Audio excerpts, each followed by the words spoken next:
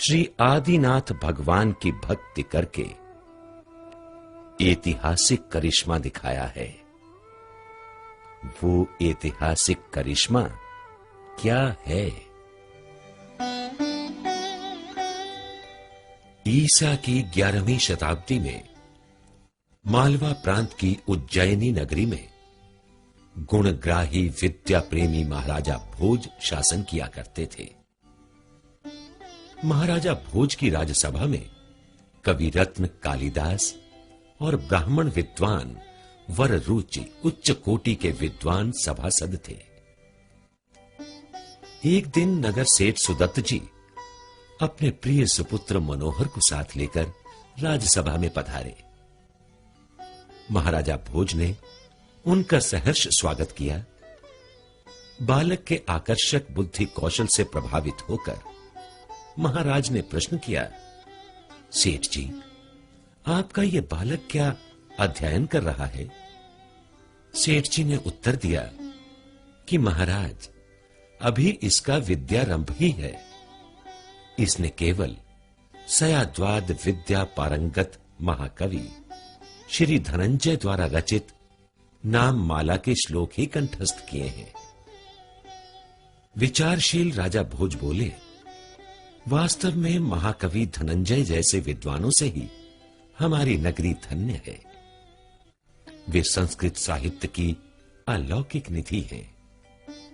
इन जैसे विद्वान ही हमारे संस्कृत साहित्य के प्रचार एवं प्रसार कार्यक्रम को सफलीभूत कर सकेंगे। कालिदास सभा में उपस्थित थे। उनका जैन धर्मावलंबियों से तो स्वाभाविक द्वेष था ही, किंतु महाकवि धनंजय जी से तो और भी विशेष द्वेष था। प्रतिद्वंद्वी से बदला लेने का उचित समय देखकर बोले, राजन, उस वणिक धनंजय की बात तो छोड़ो, उसके गुरु मानतुंग को ही बुलवाकर हमसे शास्त्रार्थ करवा लीजिए, आपको विद्वान की परीक्षा हो जाएगी। शास्त्रार्थ कौतूहल देखने के उद्देश्य से महाराजा भोज ने महर्षि मानतुंग के निकट अपना दूत भेज दिया। दूत ने नगर उद्यान में विराजमान सौम्य मूर्ति से अपने स्वामी का संदेश निवेदन किया कि भगवान, मालवाधीश महाराजा भोज ने आपकी ख्याति सुनकर आपके दर्शनों की अभिलाषा प्रकट की है और आपको राजसभा में बुलाया है, अतः कृपा करके चलिए। राग द्वेष परित्यागी मुनिराज ने उत्तर दिया कि भाई, राजद्वार से हमें क्या प्रयोजन है? हम खेती तथा वाणिज्य नहीं करते और न किसी प्रकार की याचना ही करते हैं, फिर राजा हमें क्यों बुलाएगा? बेचारा दूत हताश होकर लौट आया तथा मुनिराज ने जो उत्तर दिया वो राजा को बता दिया। इस पर भी महाराजा भोज निराश न हुए और उन्होंने मुनिराज को विनम्रता के साथ ले आने के लिए पुनः सेवक भेजे। फिर भी मुनिश्री नहीं आए। इस प्रकार 4 बार दूत मुनिश्री को लेने गया, परंतु निराशा ही हाथ आई। अब कालिदास जी के उकसाने से क्रोधावेश में राजा ने जिस तरह भी संभव हो सके मुनिराज को पकड़कर लाने की आज्ञा दे दी। अतः सेवक आवेश में तत्काल मुनिश्री को पकड़ लाए और राजसभा में खड़ा कर दिया। उस समय मुनिराज ने उपसर्ग समझकर मौन धारण कर लिया था। राजा ने बहुत प्रयास किए कि ये मुनिराज कुछ बोले, परंतु उनके मुख से एक भी अक्षर नहीं निकला।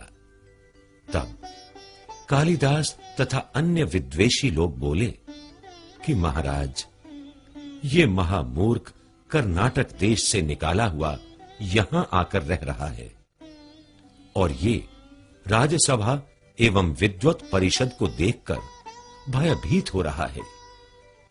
इस पर बहुत से श्रद्धालुओं ने मुनिश्री से विनीत भाव से निवेदन किया कि आप संत हैं, महाविद्वान हैं।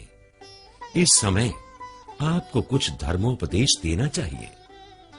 परंतु वे धीर वीर मुनिराज सुमेरु की तरह निष्कंप हो गए। समस्त जन समुदाय के प्रयास निरर्थक रहे। इस पर राजा भोज ने क्रोधावेश में आकर आदेश दिया कि इनको मजबूत लोहे की सांकलों से बांधकर 48 कोठरियों के भीतर बंदी गृह में बंदी बनाकर मजबूत ताले लगा दिए जाएं तथा पहरेदार भी बिठा दिए जाएं। सारी उज्जैनी नगरी में हाहाकार मच गया।